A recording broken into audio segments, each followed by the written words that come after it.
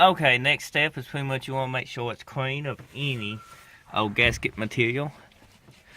You can take some brake clean and wipe it off and all that good stuff, but as you can see, we are pretty well clean. Some people grind these out a little bit from here to there and lets both barrels feed evenly a little bit better. You don't cut it all the way down, just enough. And this ain't never been done like that. I don't plan on doing it, but on some of the duck track cars and stuff, it's done like that. It'll just get a little bit more horsepower out of them. So the RPMs, this is a Performer, is already got that notched. So yeah, they do make them factory already notched. Dual planes. Now, once you get your gasket installed, you want to make sure your base plate is clean of gasket too.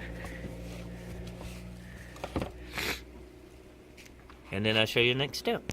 Okay, next step, you can go ahead and hook your vacuum lines up. I went ahead and did these before I even screwed the nuts down, but if you got screws instead of the studs, then go ahead and screw them down and hook your vacuum lines up so it don't move around.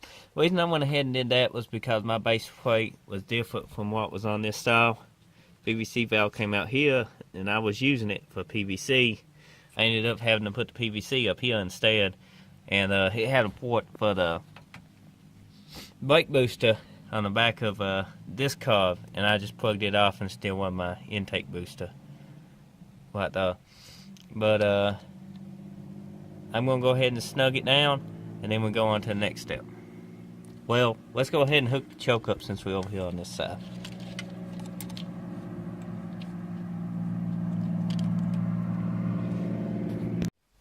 Okay, basically what you got is your Holley. You want to bolt it all down, transfer all your old cable and brackets, feed cables, over to your new Holley you just installed. Hook your throttle spring up, hook your fuel line up, tighten it up, and then crank the car over, and do not pump the gas.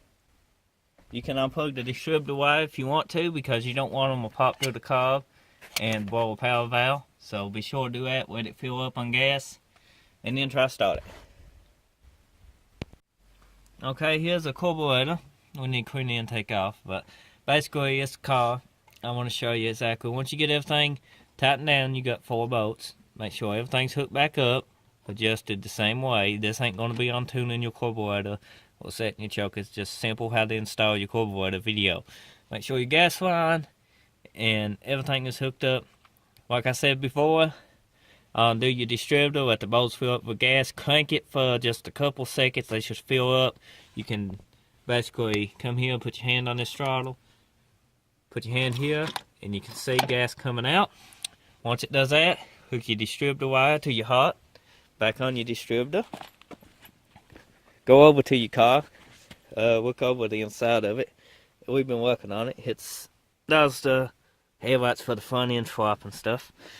But anyway, we got a key, and if you did everything right, it should start right up, just like we did here.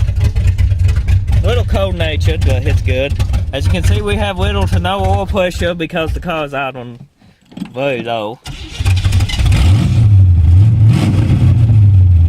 There we go. Now you can get out.